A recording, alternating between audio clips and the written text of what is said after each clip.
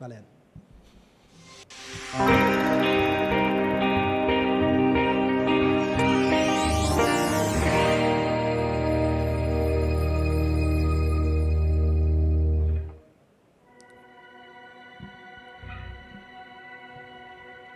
Glória a Deus, glória a Deus. Santo e poderoso é teu nome, Pai. Nós te adoramos, nós te bendizemos. Nós queremos te adorar. Receba a nossa adoração, receba o nosso louvor, Jesus. Deixou sua glória por mim, se fez desprezível por mim,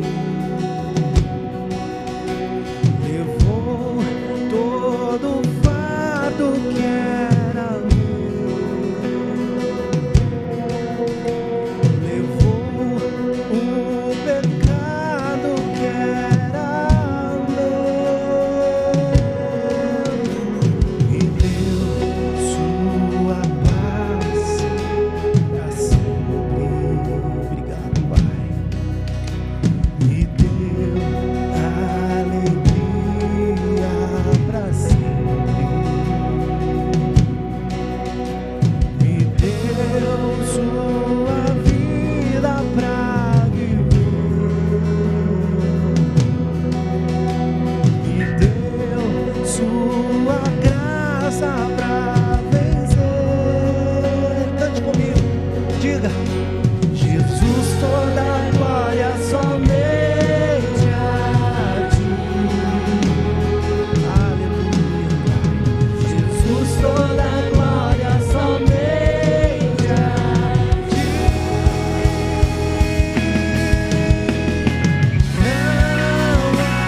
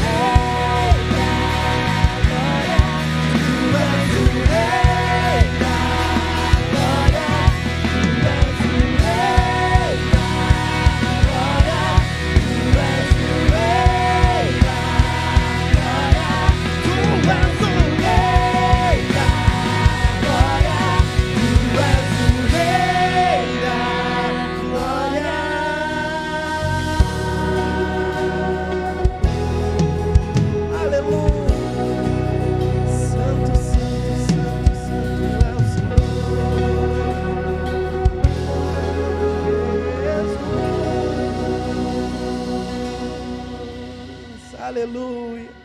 Glória a Deus. A paz esteja convosco, meu irmão. Que o Senhor possa tocar a sua vida, possa chegar aí na sua casa, na sua família, onde você estiver assistindo, que você possa sentir a presença do Espírito Santo de Deus te transformando, o Espírito Santo de Deus te conduzindo a perto do Senhor, nos ensinando as palavras que nós não sabemos. Hoje nós estamos aqui, nós vamos celebrar a ceia do Senhor, fazer em memória dEle, tudo em memória dEle. O que é que está passando na sua cabeça? O que é que fica na sua memória? Talvez o desespero, talvez as suas contas, talvez a bênção, a cura que você precisa, isso que está tomando conta da sua mente. Mas hoje, Deus toca no meu coração para dizer para você, traga à memória aquilo que traz esperança, coloque na sua memória aquele que morreu, aquele que andou sobre o mar, aquele que ressuscitou o morto, aquele que se assentou em frente à multidão e ensinou. Traga à memória Jesus Cristo, traga à memória tudo aquilo que Ele fez, tudo que Ele faz, tudo que Ele pode fazer. Traga à memória a salvação que Ele conquistou para você. Todas as outras coisas vão passar, mas nós viveremos eternamente com Ele. Então saiba que o Senhor está contigo, que Ele te protege, que Ele é o amor que jamais vai te deixar só. Por isso confie no Senhor, espera nele, lembra do Senhor, em nome de Jesus. Amém, Pai. Amém.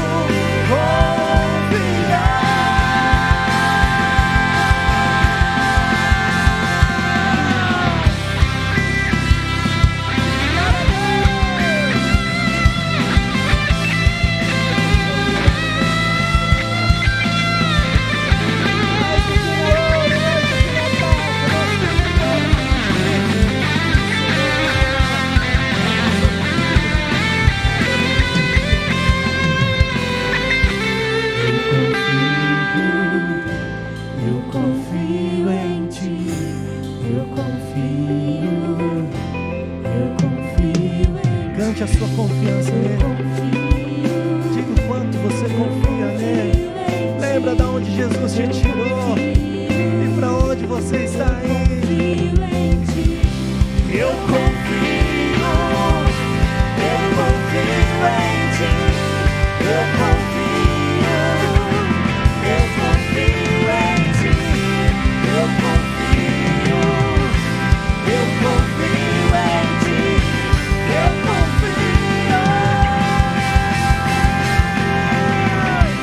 Escudo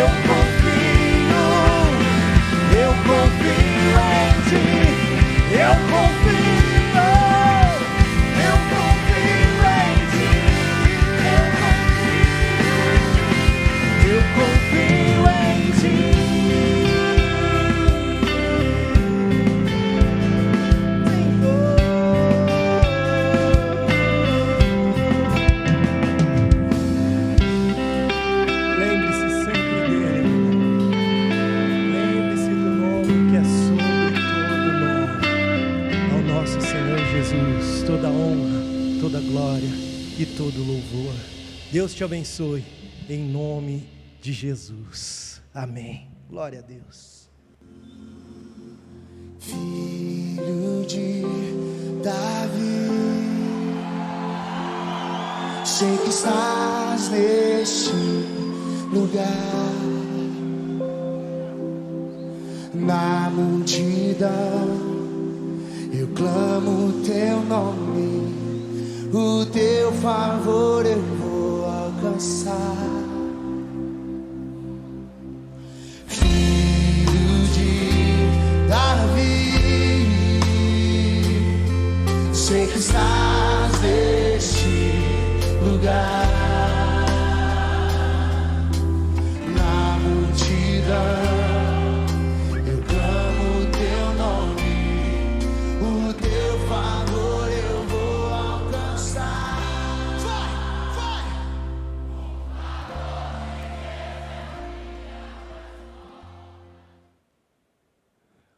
Bom dia, meus irmãos, a paz seja convosco, Deus te abençoe, que a graça do Senhor alcance a sua vida com poder, com glória, que jamais se aparte da tua casa e da tua família a graça do Senhor.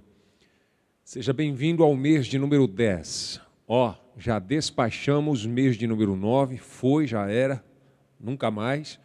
Setembro de 2020, nevermore.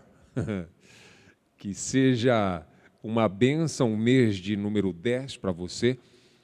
E você já sabe, nós não ousamos entrar um mês sequer sem apresentarmos na presença do Senhor as nossas vidas, a nossa casa, a nossa família. Não vai ser diferente. Hoje nós estamos reunidos para cear a ceia do Senhor. É algo muito importante, é o alimento do cristão. Sem o corpo de Cristo, nós não somos ninguém. Portanto, corre lá no seu armário, pega lá uma partícula de pão, pega lá um suco de uva, e logo mais, daqui a uns 50 minutos, não mais do que isso, 45 minutos aproximadamente, nós vamos celebrar a ceia do Senhor.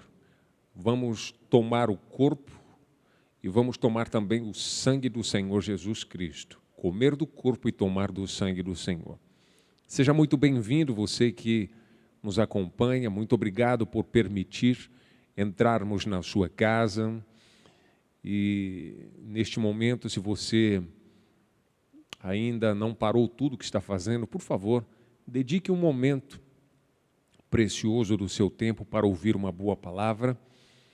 Convide alguém do seu convívio, do seu círculo de relacionamento, para que ele também possa ouvir uma boa porção, não da minha palavra, mas da palavra de Deus. Esta é a palavra de Deus, que vai até a divisão da alma e do espírito.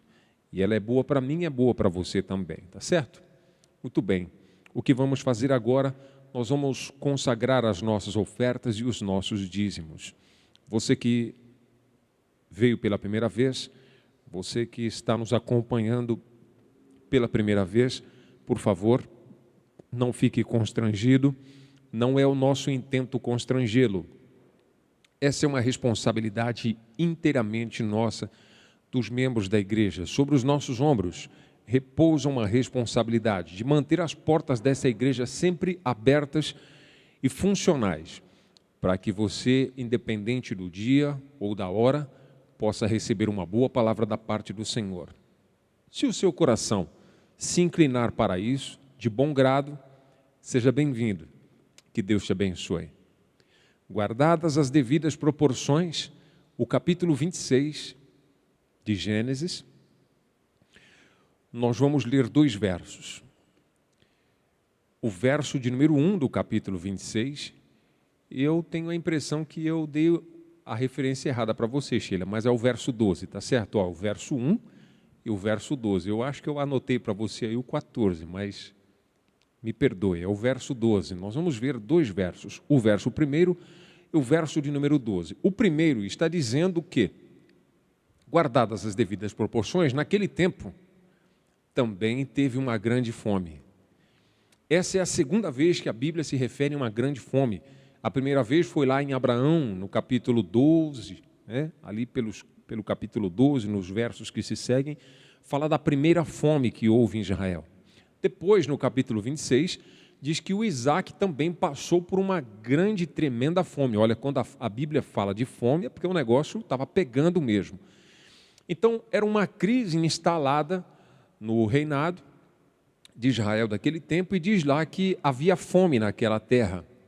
Além da primeira fome, lá no capítulo 12, também do Gênesis, o pai dele, Abraão, que foi nos dias de Abraão, por isso foi Isaac e Abimeleque, um dos reis dos filisteus que estavam em Gerar. O verso 1 está dizendo que havia fome. Quando há fome, quando a dificuldade bate na sua porta, alguns, a primeira coisa que faz é deixar de ofertar. A primeira coisa que faz é deixar de dizimar. E este é um procedimento que não cabe a você, servo do Senhor. Não cabe a você, homem de Deus, que confia em Deus. Quando as coisas vão bem, nós somos fiéis. E quando as coisas não vão muito bem, nós continuamos fiéis. No verso de número 12, está dizendo que o menino Isaac semeou naquela mesma terra, naquela terra de fome, naquela terra onde havia desemprego, onde havia isolamento social. Espero que você entenda a comparação.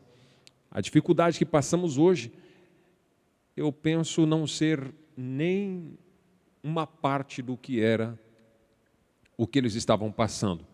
Diz que mesmo no período da fome, mesmo no período da seca, mesmo no período da sequidão, o homem de Deus, Isaac, semeou naquela mesma terra. E sabe o que aconteceu porque ele foi fiel mesmo no dia da dificuldade? A Bíblia diz que, em resposta a essa atitude de fidelidade ao Isaac, a Bíblia diz que para cada semente que ele jogava na terra, ele colhia 100 vezes mais.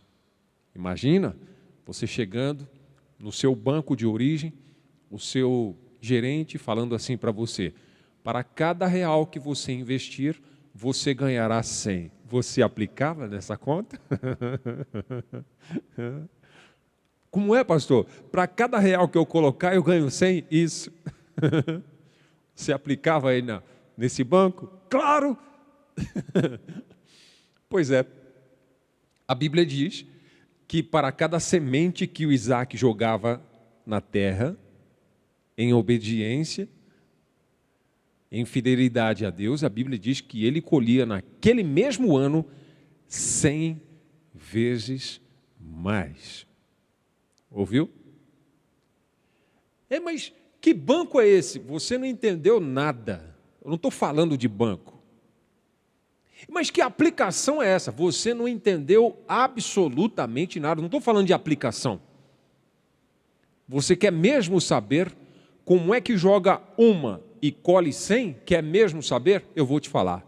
O final do verso 12 está dizendo: porque o Senhor o abençoava. Compreendeu a lição? É simples. Desde garoto eu faço isso. Desde garoto eu faço isso.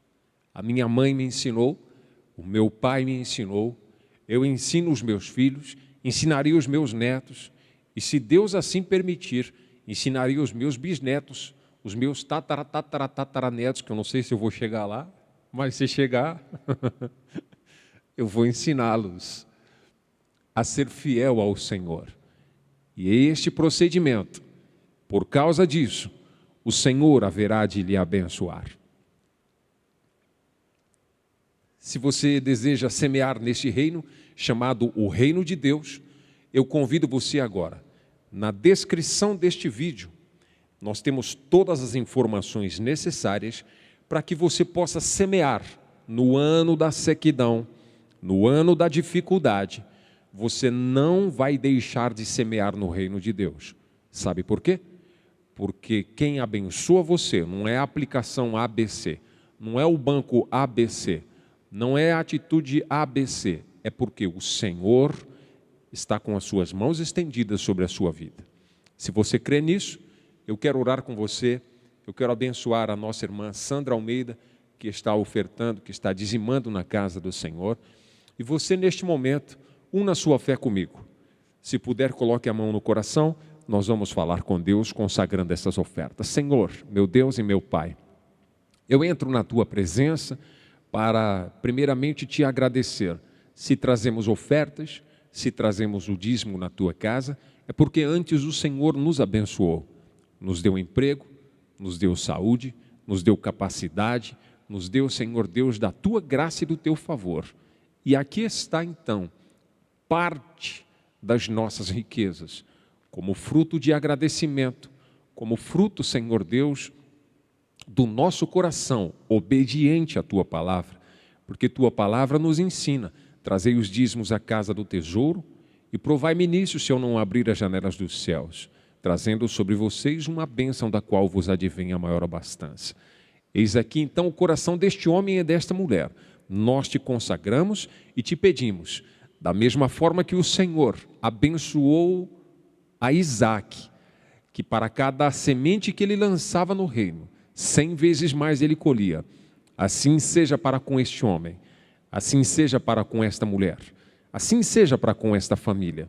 Oramos no nome que é precioso, e este não é outro nome, senão o nome de Jesus. Diga amém em nome do Senhor Jesus, que Ele te abençoe, que Ele te guarde, Ele te proteja, e Ele multiplique este mês de número 10 sobre a sua vida, hoje e sempre, em nome de Jesus. Assim seja e assim será, graças a Deus. Nós vamos abrir a palavra do Senhor. Eu quero que você venha comigo no Novo Testamento. Nós vamos ler uma palavra da parte do Senhor no livro Mateus, Marcos, Lucas, João, Atos dos Apóstolos. Se eu não errei a conta, é o 5º livro do Novo Testamento. O Novo Testamento está à direita sua, da sua Bíblia. Você que talvez não tenha muita intimidade com a palavra do Senhor, se você não tem a Bíblia, na sua tela o multimídia vai te ajudar. Nós vamos ler dos versos de 6, do capítulo 6, nos versos de 1 até o verso de número 7. Diz assim o texto de Atos, capítulo 6, nos versos de 1 a 7. Ora, naqueles dias, crescendo o número dos discípulos, houve uma murmuração dos gregos, dos helenistas, contra os hebreus, porque as viúvas eram desprezadas no ministério cotidiano. E os discípulos, os 12, convocando a multidão dos discípulos, disseram: olha, não é razoável que nós deixemos a palavra de Deus e sirvamos as mesas. Escolhei, pois, irmãos, dentre vós, 7 para ser mais preciso, homens de boa reputação, cheios do Espírito Santo, cheios de sabedoria, os quais constituamos sobre este importante negócio. E nós perseveraremos na oração e no ministério da palavra. E este parecer contentou a toda a multidão, e eles elegeram 7 homens, cheios de fé, cheios do Espírito Santo. O nome deles eram Estevão, Filipe, Prócoro, Nicanor, Timão, Pármenas e Nicolau, prosélito da Antioquia. E os apresentaram diante dos apóstolos, e esses, orando sobre eles, lhe impuseram as mãos. E crescia a palavra de Deus, e em Jerusalém se multiplicava muito o número dos discípulos, e grande parte dos sacerdotes obedeciam à fé. Vamos orar? Senhor, meu Deus, meu Pai, eu sou uma ferramenta do Senhor, e o Senhor vai me usar para falar ao coração deste homem e desta mulher, neste culto de ceia, onde logo mais vamos cear do corpo e do sangue do Teu Filho Jesus. Seja esta uma palavra que venha de encontro ao meu coração e ao coração deste homem e desta mulher necessitada. Eu me escondo atrás da Tua palavra, e eu sei, como o Senhor já usou aqueles que me antecederam, certamente o Senhor haverá de me usar também. É assim a minha expectativa, certo de que o Senhor fará cumprir o Teu propósito para o qual o Senhor direcionou esta palavra. Eu já te agradeço, porque nós sabemos que o Senhor sempre nos ouve. Em nome de Jesus, assim seja e assim será. Diga amém aonde você estiver. O tema desta mensagem, desta rápida mensagem, chama-se os efeitos ou os impactos da pandemia na vida da igreja. Quais são os impactos? E eles são negativos. Como viveremos um novo normal? Como isso atingiu você? Pastor, só eu que sei como isso me atingiu. Isso prejudicou e eu estou muito triste, eu esfriei na fé. Não estamos aqui para falar do que aconteceu individualmente com cada um. Estamos aqui hoje, com o auxílio do Espírito Santo, para falarmos sobre os impactos da pandemia na vida da igreja. E o texto que nós lemos no capítulo de número 6, nos versos de 1 a 7, nós vemos que a igreja apostólica, a igreja primitiva, ela estava passando por uma crise momentânea, por uma demanda momentânea. O texto que nós lemos, nós podemos perceber que a igreja foi surpreendida pela necessidade de alterar uma estratégia que eles utilizavam no procedimento de assistência às viúvas daquela época. Os helenistas, os judeus cristãos que falavam grego, começaram a fazer uma reclamação. Escuta, os discípulos, os líderes daquela época, os apóstolos, recebiam as doações e até faziam a distribuição, mas parece que pela reclamação deles, o negócio não estava funcionando muito bem. Por quê? Tinha cesta básica para o desempregado? Tinha. Tinha assistência social para o desempregado? Tinha. Tinha assistência social para o aposentado? Tinha. Mas não tinha para as viúvas. Imagina, chega na hora das viúvas receber assistência, volta para sua casa que não tem nada hoje para você. Olha. Então, a igreja primitiva estava com uma crise momentânea, aquela crise momentânea chamou a atenção, gerou uma demanda que chegou até os ouvidos dos apóstolos. E em resposta aos anseios desta demanda dos irmãos, Porque há de se compreender, quando alguém vem fazer uma reclamação, é de se compreender que a liderança ouça, tome uma decisão e resolva essa questão. Pois é, em resposta aos anseios da demanda dos irmãos, os líderes da igreja apostólica, com sabedoria, viu, irmão? Com sabedoria, introduziram então a criação do corpo diaconal. Separaram então 7 pessoas, 7 homens cheios de fé, separaram homens, segundo o texto que nós lemos, homens cheios do Espírito, no verso 3, homens de boa reputação, homens de família, cheios do Espírito Santo, homens de sabedoria, e criaram então o corpo diaconal. É a primeira vez que a igreja então dá conta de um corpo eclesiástico chamado corpo diaconal. Os primeiros, os primitivos, foram eles: Estevão, Filipe, Prócoro. Nossa, pastor, que nome bonito. Quem não casou aqui? Deixa eu ver ainda. Quem não casou? Filipe, você, se quiser colocar o nome do seu filho de Prócoro, pode colocar. Não, Prócoro eu não gostei. Você pode chamar ele de Nicanor. Você pode chamar ele de Timão. Você pode chamar ele de Pármenas. Ou também de Nicolau. Foram 7. Hein? A dica aí fica para as irmãs que não casaram ainda, né? Mas eram homens íntegros, homens de Deus, cheios do Espírito Santo, homens que eram cheios do poder de Deus, e eles então começaram a fazer o trabalho diaconal. E aí os apóstolos disseram: enquanto os nossos irmãos vão cuidar da área da assistência, da área do diaconato, nós vamos nos dedicar para a palavra.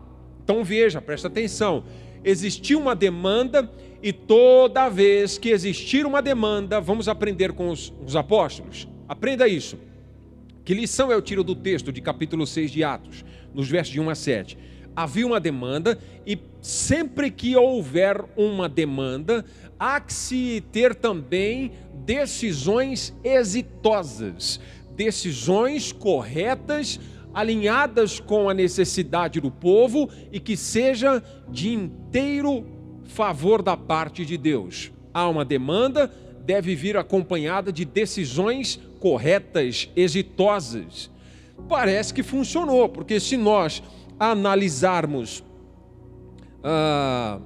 o verso de número 5, diz que este parecer contentou toda a multidão. Então havia uma demanda. Para suprir essa demanda, eles se reuniram em oração e tomaram uma decisão exitosa. Segundo o verso 5, essa decisão foi positiva. E quer saber o que aconteceu com a igreja? Diz no verso de número 7 que a palavra de Deus crescia e se multiplicava muito, muito, muito.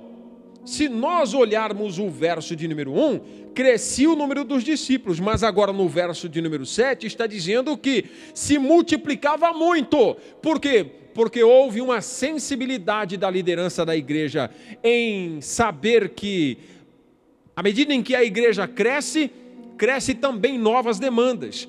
Em aparecendo novas demandas, é necessário que novas decisões sejam tomadas para atender às novas demandas. Está acontecendo conosco, meu amigo. O novo normal já chegou. Você não se deu conta disso ainda? A igreja é dinâmica, a igreja não está parada. A pandemia chegou e chegaram junto com ela novas demandas. Eu poderia citar muitas, o tempo não permite. Nós vamos citar 3, em que a igreja foi tremendamente impactada, de forma negativa. E como é que nós então vamos responder para essa nova demanda? Como é que a igreja reage com o auxílio do Espírito Santo para que nós possamos, se antes nós já crescíamos, como é que agora, frente a uma nova demanda, como é que nós vamos manter a igreja saudável e continuar fazendo a igreja crescer? Como é o desejo de nossa liderança, e eu creio também que é o desejo do Espírito Santo. É sobre isso que nós vamos falar. sobre os impactos da pandemia na vida da igreja. Então, se nós não estivermos cuidadosos, eu estou falando de nós, líderes, nós que somos líderes da igreja, nós que somos líderes de grupos, nós que somos líderes de células, nós que somos obreiros, nós que somos soldados do Senhor Jesus, precisamos ser, além de cuidadosos, sensíveis às novas demandas. Ouviu? É sobre isso que nós vamos falar. Pastor, se nós não estivermos sensíveis, o que pode acontecer com a igreja? Olha, irmão, nós podemos submeter a igreja a perdas futuras irreparáveis. Se nós não agirmos agora, as gerações que vão chegando, elas podem sofrer perdas irreparáveis. Então, frente a essa demanda, nós precisamos reagir, e reagir à altura, e reagir com sabedoria, como os discípulos, como os apóstolos reagiram positiva e exitosamente. Eu espero que a nossa decisão também seja de maneira exitosa, porque nós estamos sensíveis à voz do Espírito Santo. A primeira,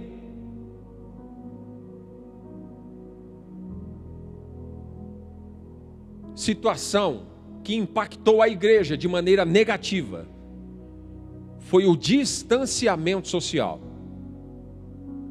É a primeira demanda. Chegou uma demanda, bateu na nossa porta. Alô, quem está aí? O distanciamento social. Vocês vão ter que fechar a porta da igreja, vocês não podem mais se reunir.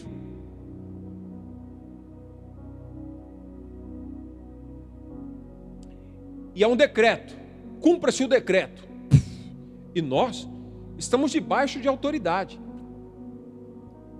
É de bom tom que nós, enquanto líderes, nós possamos dizer em alto e bom som aos nossos líderes e aos nossos governantes: nós não somos inimigos. Eu vou falar da nossa igreja, eu não vou falar das demais, eu vou falar da nossa igreja. E eu me refiro aos nossos governantes. Se eles estiverem nos ouvindo, então, o nosso excelentíssimo senhor prefeito, Orlando Morando, eu quero dizer ao Senhor que nós, como igreja, estamos cooperando com a decisão da nossa cidade. Se existe um decreto, nós como igreja, eu estou falando da Igreja do Evangelho Quadrangular, eu sou pastor da Igreja do Evangelho Quadrangular, e como representante da instituição Igreja do Evangelho Quadrangular, eu afirmo ao Senhor e todos os nossos governantes para cima de nós estamos cooperando de maneira positiva ao decreto, de maneira que nós estamos em obediência a esse decreto, cooperando para que esta pandemia ela possa ser dizimada o mais rápido possível. Eu quero falar ao nosso governador João Dória, eu quero falar ao nosso presidente, excelentíssimo presidente, o senhor Jair Messias Bolsonaro. Nós estamos cooperando em número, gênero e grau, ainda que com prejuízos, ainda que com muitas dificuldades. Nós não somos inimigos, nós estamos debaixo de orientação, e contem sempre conosco para o que for necessário para o bem comum da nossa sociedade. A igreja está aqui para isso. Isto posto, chegou uma nova demanda, vocês não podem mais se reunir. Tá bom, não podemos mais nos reunir? Não podemos mais nos reunir de maneira nenhuma. Então, chegou uma medida restritiva de aglomeração e distanciamento social e nós fomos obrigados a passar a fazer cultos online. Fazemos cultos online desde março, desde o dia 15 de março até o dia de hoje. Já se vão 6 meses. Embora seja essa uma decisão positiva, embora seja essa uma decisão necessária, nós precisamos, como pastores, alertar os nossos irmãos que por um lado essa decisão, ela é positiva, em obediência aos decretos, em obediência aos nossos governantes, em obediência ao bom senso da saúde coletiva. Porque o que é mais importante, se reunir na igreja ou a sua saúde? O que é mais importante, estarmos reunidos aqui como pessoas ou a sua saúde, a saúde da sua família, a sua vida? O que é mais importante? Você deve saber muito bem, eu já preguei isso muitas vezes. Está aqui um grau de prioridade, é Deus, família, trabalho, igreja. Está me ouvindo? E se não for assim, tem alguma coisa errada. Primeiramente você coloca Deus, depois você coloca a sua família, põe o seu trabalho e depois vem o ministério, filho. Depois vem a igreja. Então, se por um lado esta decisão foi uma decisão coerente, do ponto de vista de gestão, por um outro lado, pelo lado espiritual, eu preciso pregar para você o perigo disso. Nós corremos o risco de fomentar a seguinte ideia, de que a participação presencial nos cultos não é mais importante. Ora, por favor, isso não é verdade. Nós corremos o risco de daqui para frente fomentar a seguinte ideia de que os cultos presenciais tornou-se algo desnecessário e secundário. Não, por favor, não pense isso. Uma coisa não tem nada a ver com outra. Por favor, não confunda conhaque de alcatrão com catraca de caminhão. Não confunda. Não confunda. Nós estamos debaixo de um decreto e por causa desse decreto instalamos o culto online. Mas escuta, os cultos presenciais são de extrema importância e necessidade para a igreja. Até porque o texto de Hebreus capítulo 10, nos versos de 25, está dizendo assim: não deixemos a nossa congregação como é costume de alguns. Então o escritor de Hebreus, há muitos anos atrás, a modinha da época era: não vou mais para a igreja, tem culto online, eu vou ficar na minha casa no bem bom, não preciso mais me reunir. Ei, peraí! O Covid foi embora, estamos vacinados, agora podemos retornar aos cultos presenciais. Sim, precisamos, porque isso é importante. Por que não estamos fazendo agora? Porque nós temos uma prioridade. Será que você consegue me compreender?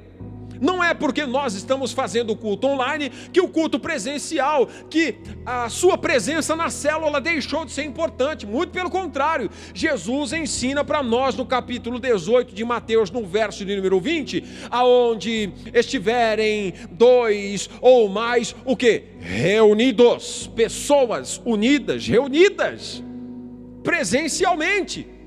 Aonde estiverem dois ou mais reunidos, ali eu me faço presente. Significa que a presença do cristão nos cultos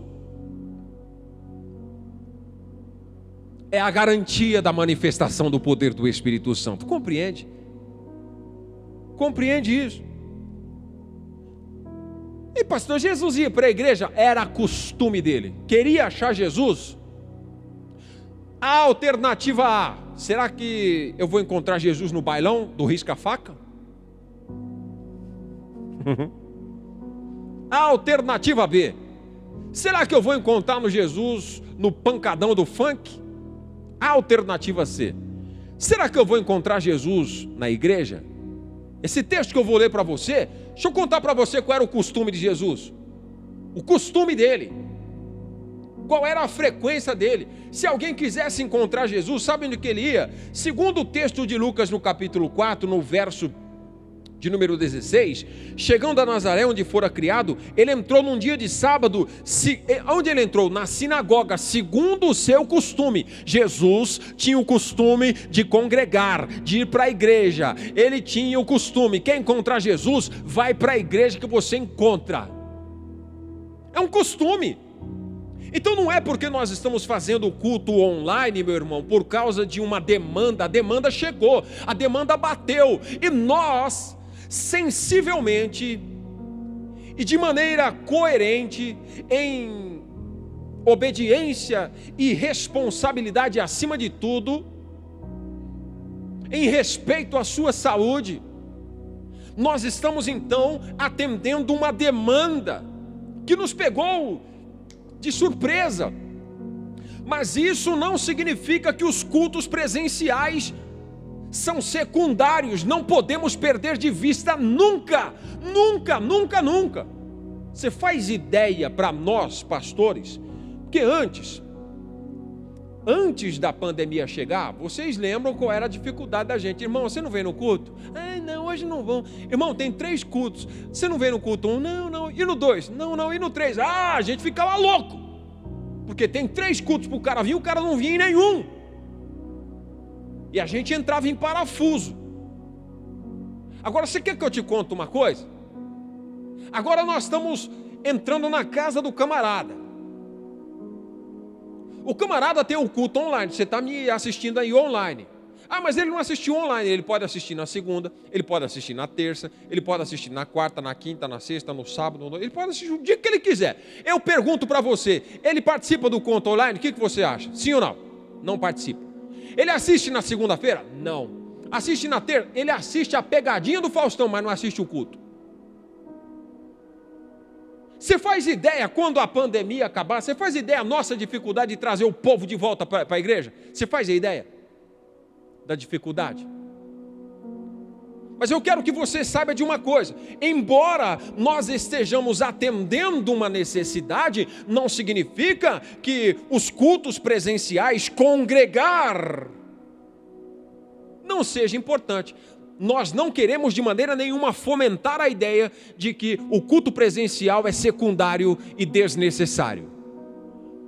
Pastor, nós vamos voltar para os cultos presenciais? Vamos, respeitando todos os protocolos de segurança, todos que você imaginar, todos.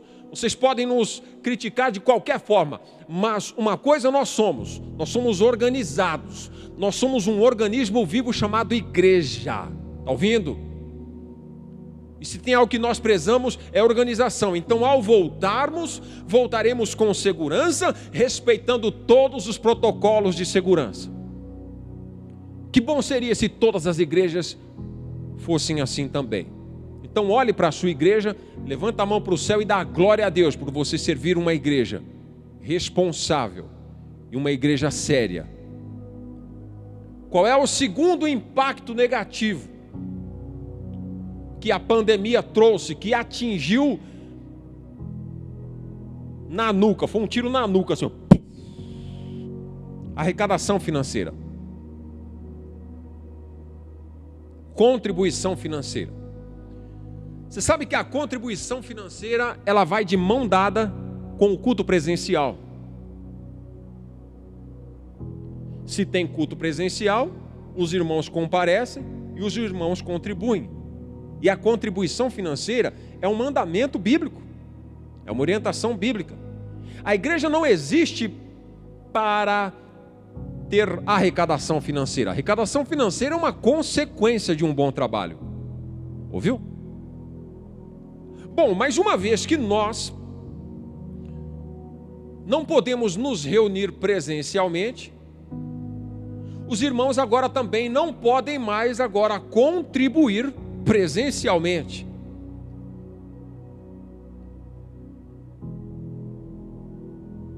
Somado-se a isso, temos alguns irmãos que de março até agora, durante os 6 meses, tiveram os seus salários, como eu, reduzidos.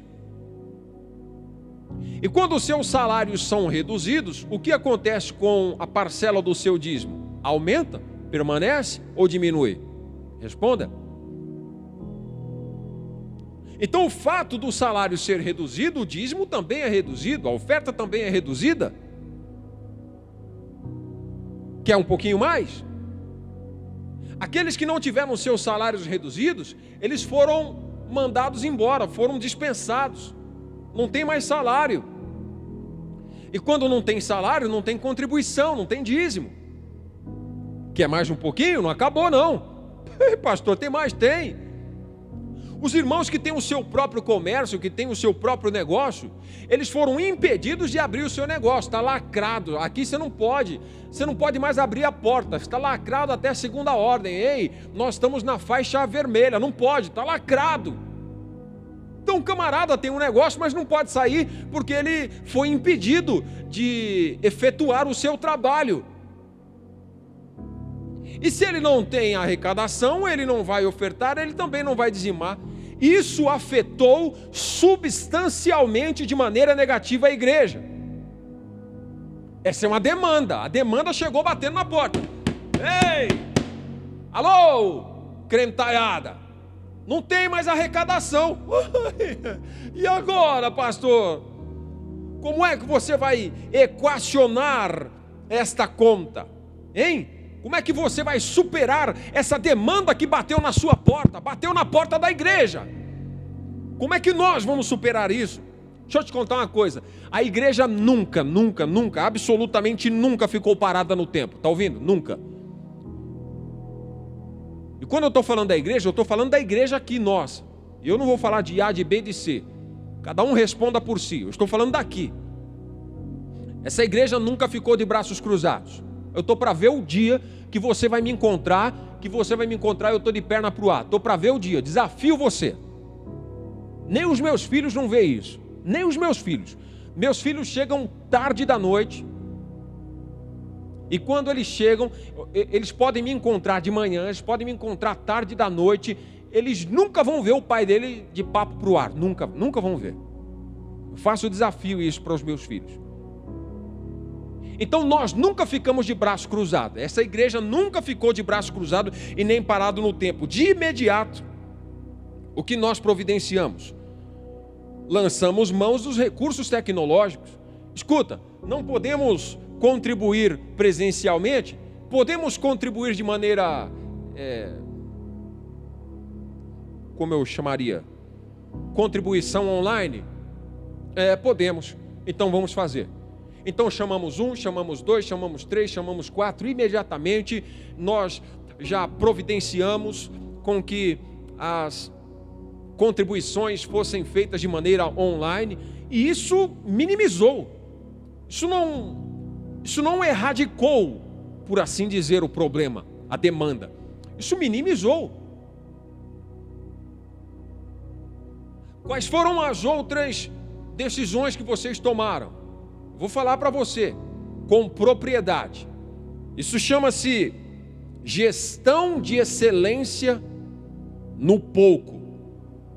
Gestão de administração no pouco. E por que gestão de excelência?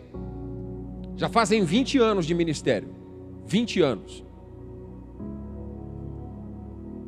Nós estamos em épocas de vacas magras. Mas em épocas de vacas gordas, sabe o que nós fizemos? Compramos um terreno. Estamos edificando um templo. Em épocas boas, fizemos uma gestão e por causa dessa gestão, hoje nós estamos na frente de centenas de igrejas. Você sabe quanto é que nós pagamos de aluguel aqui? Nesse espaço primoroso, quase 5.000 metros quadrados, nesse pedaço de chão valorizado onde nós estamos. Você faz ideia de quanto é que nós pagamos de aluguel? Aqui, ó, 0. Sabe por quê? Isso chama-se gestão de excelência na administração. Lá atrás nós tomamos uma decisão. Nós não vamos pagar aluguel. Nós vamos apertar o nosso cinto enquanto as coisas estão boas. Então paga as contas e o resto vamos investir no patrimônio da igreja. Nós estamos valorizando o patrimônio da igreja de 20 anos. De 20 anos eu tenho todas as informações necessárias, todas devidamente planejadas. E são 20 anos que eu mostro a você, 2001, 2002, 2003, 2004, 2019, 2020. De lá para cá, todos os anos apontamos crescimento saudável. Eu estou falando em números, eu estou falando também em arrecadação financeira. E eu vou te dizer mais. Nessa época da pandemia, pastor, a construção da igreja parou? Não, senhor, não parou nada, diminuiu, o ritmo diminuiu, tipo assim, ó, estávamos a 60 por hora, estamos a 10, mas não estamos parados. Não estamos parados. E pergunta para mim, pastor, quanto é que vocês estão devendo? Nada.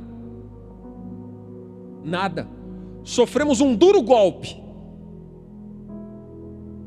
na arrecadação financeira, mas nós estamos de portas abertas. Sabe por quê? Você lembra do texto que eu li para você de Gênesis 26, no verso 12? Porque o Senhor, o quê? Finalzinho do verso 12 lá, no capítulo 26, no verso 12. Lembra que eu falei para você? Porque o Senhor abençoava.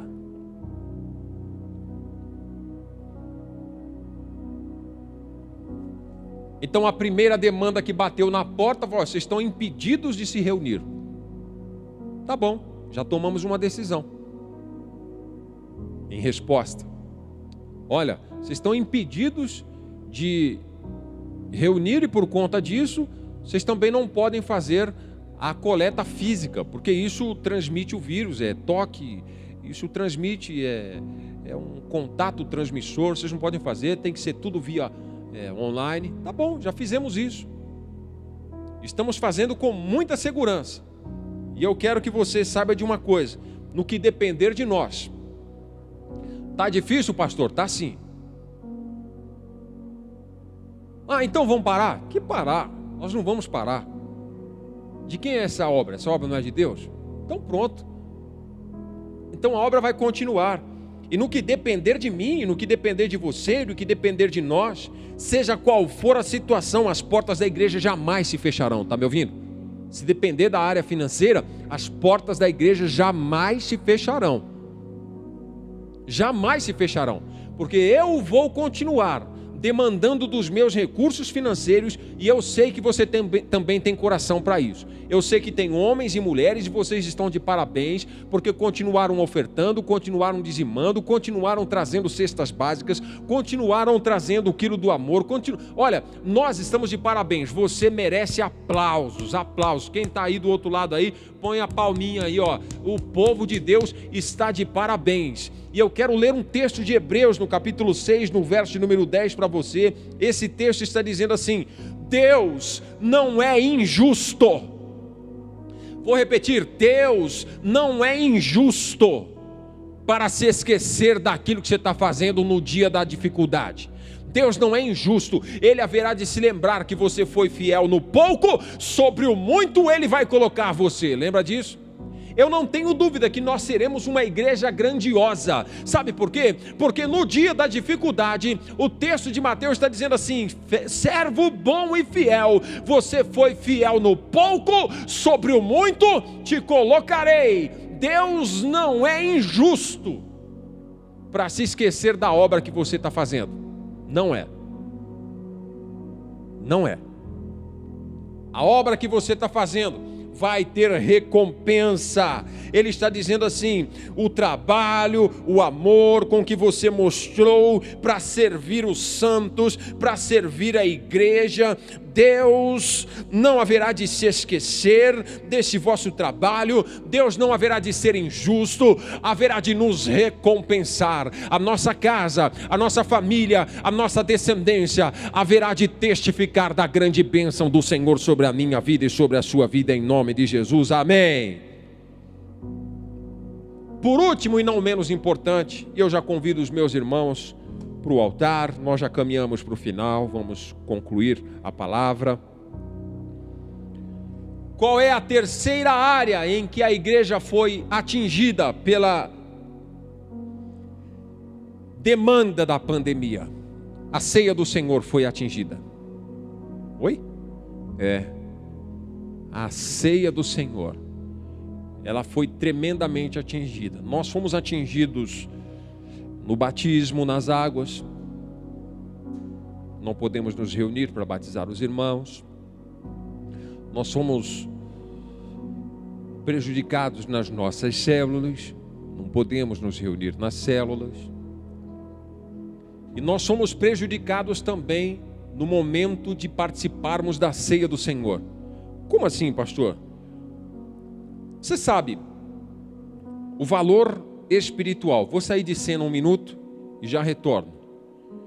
Você deve saber o valor espiritual disso aqui que eu tenho na mão.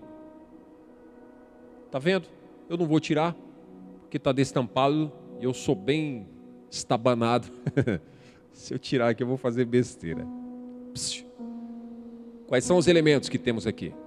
Partícula de pão. Sabe a simbologia? Sei, pastor. É o corpo de quem mesmo? Corpo de Cristo. Quem estiver arraigado em mim, esse dá muito fruto. Se você não estiver enxertado na videira, você não pode, de nada você pode fazer. Quem está em mim, eu estarei nele. Sem mim nada podeis fazer. Por isso participamos do corpo de Cristo. Você está vendo o suco da videira? Representa o sangue de Cristo, que nos purifica de todos os nossos pecados. O sangue de Cristo significa que nós não temos apenas comunhão horizontal com os nossos irmãos. Nós temos também comunhão vertical com o Senhor Deus. Ora vem, Maranata, vem Jesus. Estamos prontos, unidos, em unidade, em comunhão. Apenas aguardando o retorno do Senhor Jesus. Mas tem um terceiro elemento que talvez você não tenha... Estou falando que eu sou estabanado, mano. Irmão, quase que eu derrubo tudo ali, pelo amor de Cristo. Deixa eu falar para você. Já falei do pão, já falei do vinho, e está faltando um terceiro elemento. Que terceiro elemento? É a refeição presencial e compartilhada na ceia. Nós estamos falando da presença do servo de Deus, unidos no mesmo lugar, reunidos no mesmo lugar, para comermos o pão e tomarmos do cálice. A refeição compartilhada. Vou ler para você em 1 Coríntios capítulo 11, verso 33. Está dizendo assim: portanto, meus irmãos, quando vocês fazem o quê? Vocês se ajuntam. Um dos elementos essenciais para que a ceia do Senhor seja praticada nos moldes que Jesus nos ensinou, nós precisamos nos ajuntar. Quando vocês se ajuntarem para comer, esperem um pelos outros. Por que nós precisamos nos ajuntar?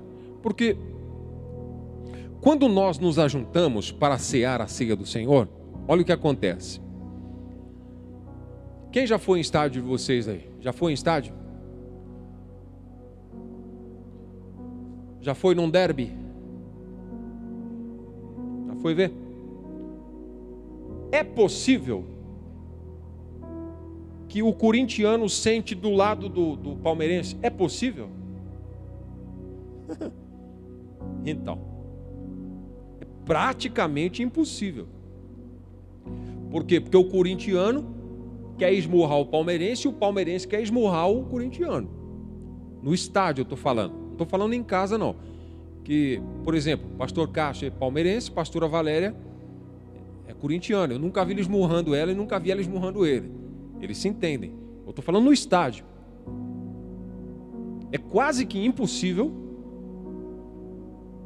que eles tenham comunhão um com o outro. Mas aqui na igreja, é possível que um corintiano sente do lado de um palmeirense? Totalmente possível. É possível que alguém que vote para o Bolsonaro sente do lado de alguém que vote para o Lula? É possível? Aqui na igreja, sim. Totalmente possível. Então veja, quando nós nos ajuntamos, as diferenças se anulam. É importante se ajuntar. Então ouça o que eu estou falando para você. Nós estamos em época de lamento. Hoje, eu lamento muito não poder me ajuntar com você. Ainda que debaixo da orientação de um sacerdote, você na sua casa pegue a partícula de pão, pegue o suco de vinho, o suco de uva, e você, mediante a orientação de um sacerdote, você tome a ceia do Senhor. Essa é uma demanda. Nós fomos demandados. E nós estamos dando uma resposta. Estamos ceando de maneira virtual. É o ideal? Não. Não é o ideal. Porque não foi essa a maneira que Jesus nos ensinou a fazer. Mas é o que nós temos para janta. É o que nós temos. Época de lamento. E por que eu estou pregando essa palavra? Por quê? Se nós não dissermos isso, corremos o risco de fazer com que a igreja tome gosto pela coisa. Hoje eu não vou no culto não, você não vem na ceia? Não. Eu vou ficar... Imagine que a pandemia acabou. Imagine que o coronga foi embora. Imagine que agora nós estamos liberados para voltar aos cultos presenciais. Mas os cultos online continuarão? Sim, continuarão. Imagine o crente lá em casa. Eu acho que eu não vou para o culto não. Acho que hoje mesmo eu vou tomar uma ceia aqui em casa mesmo. Corremos o risco de você achar que isso é normal, quando isso não tem nada de normal. Nós estamos fazendo porque não temos outra alternativa. Consegue me compreender? Então nós não queremos de maneira nenhuma que você ache que isso é algo normal. Nós não podemos perder de vista e trazer para você e dar a conotação da comunhão da igreja ser, sob pena de a comunhão da igreja ser enfraquecida. Daqui a pouco, os irmãos não vêm mais para a igreja presencialmente, já não tomam mais a ceia presencialmente, como Jesus ensinou para nós. Isso vai enfraquecendo a igreja. E deixa eu te contar, igreja fraca adoece, igreja doente morre. Igreja fraca, quando não cuida, adoece. Igreja doente, quando não cuida, morre. Quer saber o que aconteceu? Eu vou ler um texto para você, já vou finalizar, para a gente cear a ceia do Senhor. Eu vou ler texto de João capítulo 13, e preste bem atenção, para que você valorize a união dos santos, principalmente para nos assentarmos à ceia do Senhor, onde as diferenças se anulam. Eu vou ler o texto de João capítulo 13, nos versos de 21 até o 27. Tendo Jesus dito isso, turbou-se em espírito e afirmou dizendo: na verdade, eu vos digo que um de vós haverá de me trair. Veja só, Jesus sentado ali, os discípulos todos assentados para tomar a ceia. Estavam unidos, estavam assentados para tomar a ceia.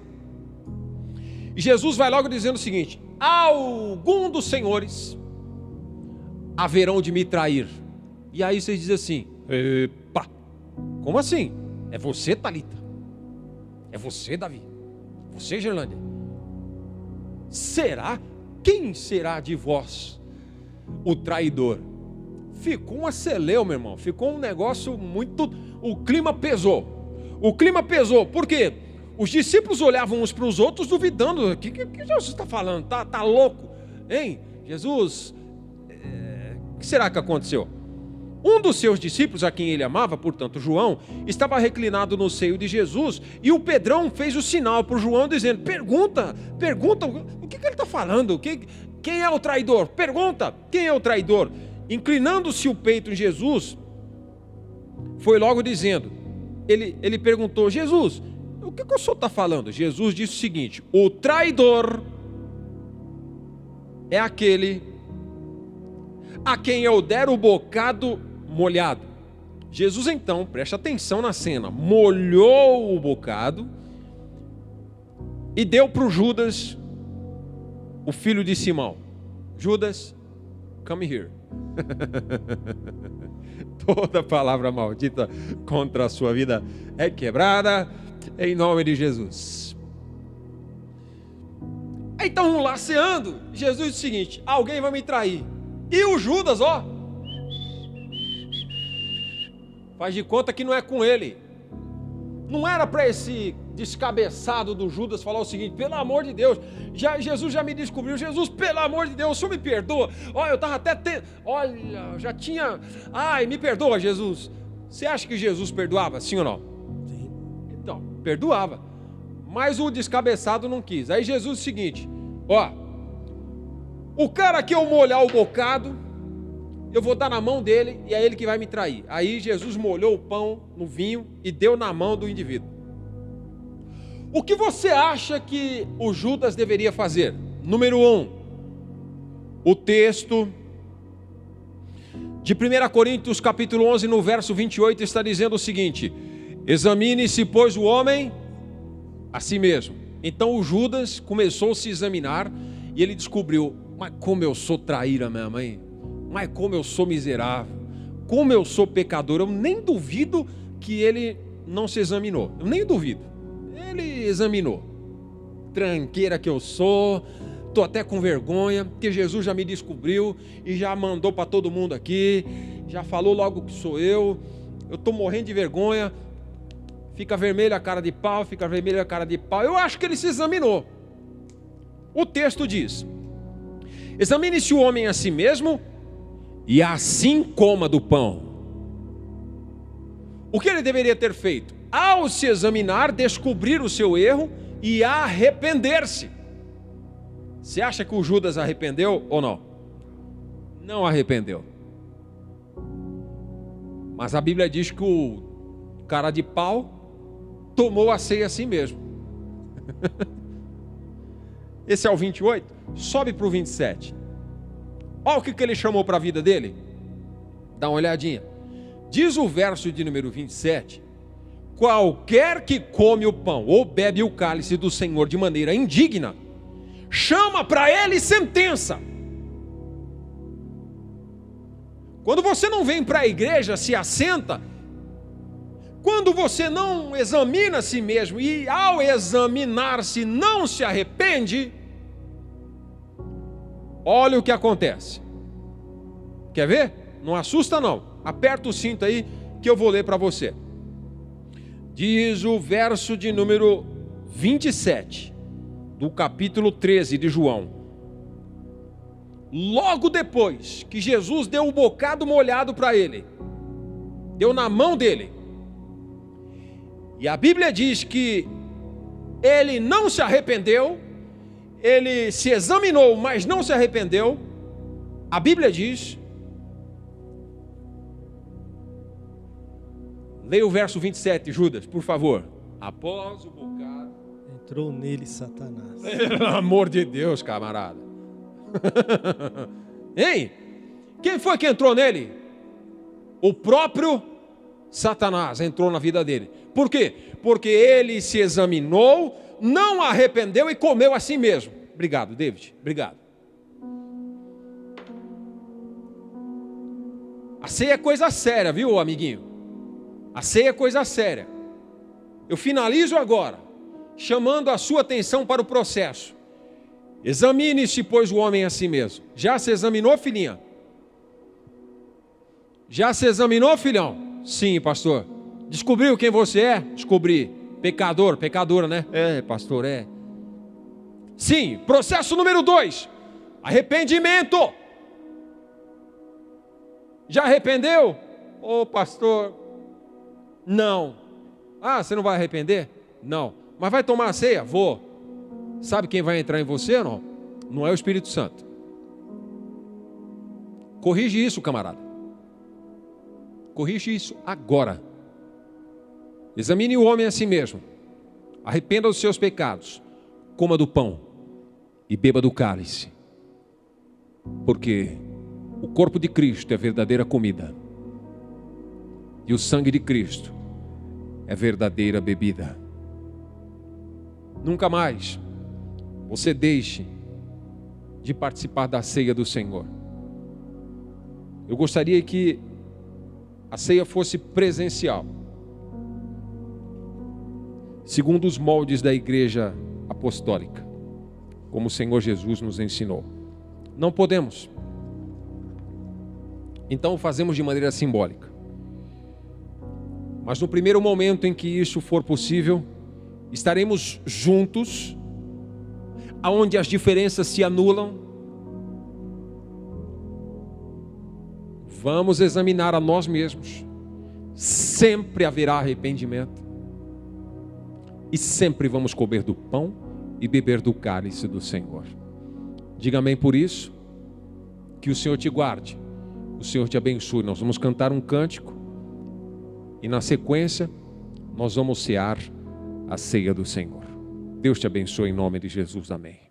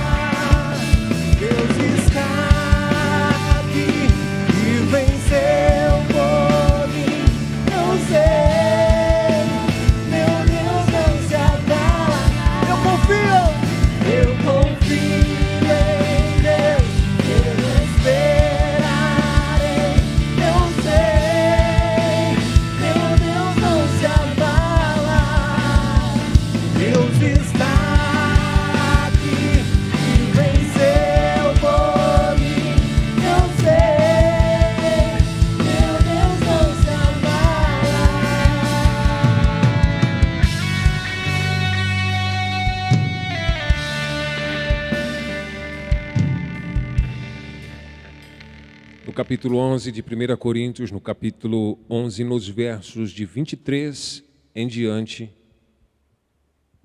está dizendo assim: porque eu recebi do Senhor o que também vos entreguei, que o Senhor Jesus, na noite em que foi traído, tomou o pão, e tendo dado graças, o partiu e disse: isto é o meu corpo que é dado por vós. Fazei isto em memória de mim. Por semelhante modo, depois de haver ceado, tomou também o cálice, dizendo: este cálice é a nova aliança no meu sangue. Fazei isto todas as vezes que comerdes e beberdes em memória de mim. Porque todas as vezes que comerdes este pão e beberdes o cálice, anunciais a morte do Senhor até que ele venha. Por isso, aquele que comer o pão, beber o cálice do Senhor indignamente, será réu do corpo e do sangue do Senhor. Olha o processo. Examine-se, pois, o homem a si mesmo, e assim coma do pão e beba do cálice. Pois quem come e bebe sem discernir o corpo, está comendo o próprio juízo. Eis a razão, porque há entre vós, no seio da igreja, muitos fracos, muitos doentes e muitos mortos. É hora da igreja se alimentar do corpo e do sangue do Senhor Jesus. O texto de João, no capítulo de número 6, nos versos de 53. Em verdade vos digo que se não comerdes a carne do Filho do Homem e não beberdes o seu sangue, não tendes vida em vós mesmos. Quem comer a minha carne, quem beber o meu sangue, tem a vida eterna. Eu vou repetir. Quem comer a minha carne, quem comer o meu sangue, tem a vida eterna. E eu ressuscitarei no último dia, porque a minha carne é verdadeira comida, o meu sangue é verdadeira bebida.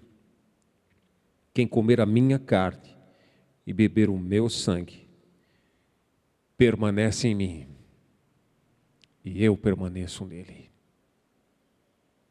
Quero orar juntamente com você.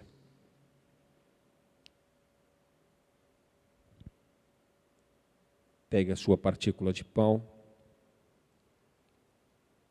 pegue o suco de uva que representa o sangue do Senhor Jesus.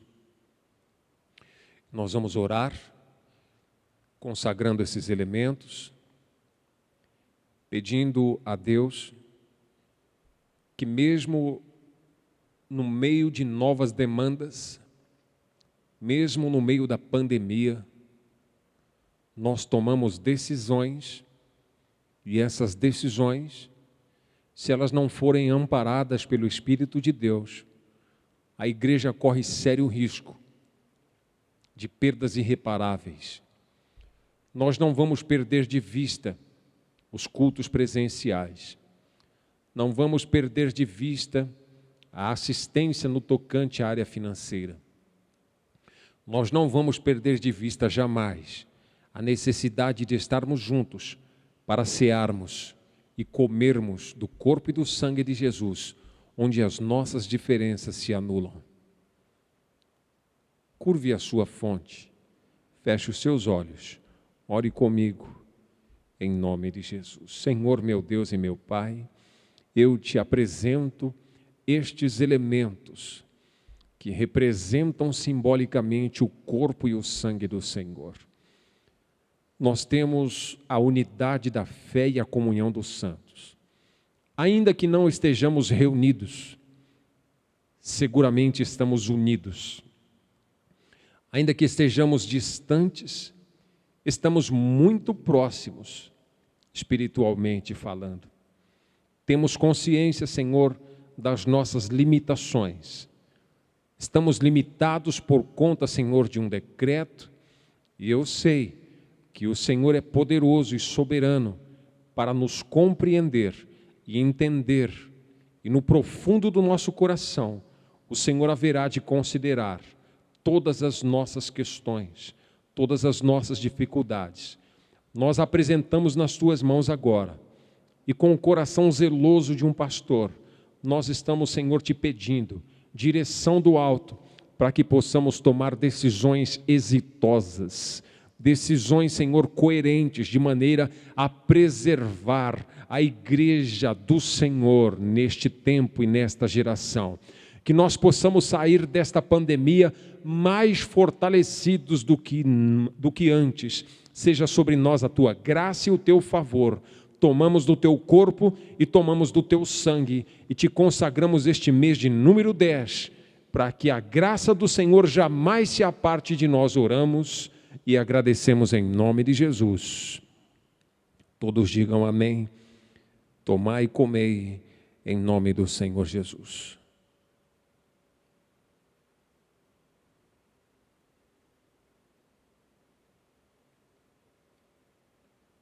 Quero despedir a sua vida para uma semana de bênção e de paz. Para tudo o que você precisar. Pastor, estou muito necessitado. Entre em contato conosco. Nós continuamos dando assistência, nós continuamos dando orientações, continuamos orando pelo povo de Deus, continuamos zelando pela igreja do Senhor. Estamos trabalhando, não estamos de braços cruzados, estamos à sua inteira disposição e queremos que este mês de número 10 seja repleto de bênção e de paz. Eu quero lhe despedir para uma semana de bênção, uma semana de paz, que jamais a graça do Senhor se aparte de ti. Toque suas mãos nas minhas mãos. Eu quero lhe abençoar. Que o amor de Deus Pai, a graça de nosso Senhor e Salvador Jesus Cristo, a doce comunhão do Teu Espírito, Senhor, repouse em cada coração, não somente hoje, mas por todo sempre. Todos digam amém. Que o Senhor te abençoe. Excelente, abençoado domingo, um excelente, abençoado mês de número 10. Que o Senhor te abençoe hoje e sempre, em nome de Jesus. Amém.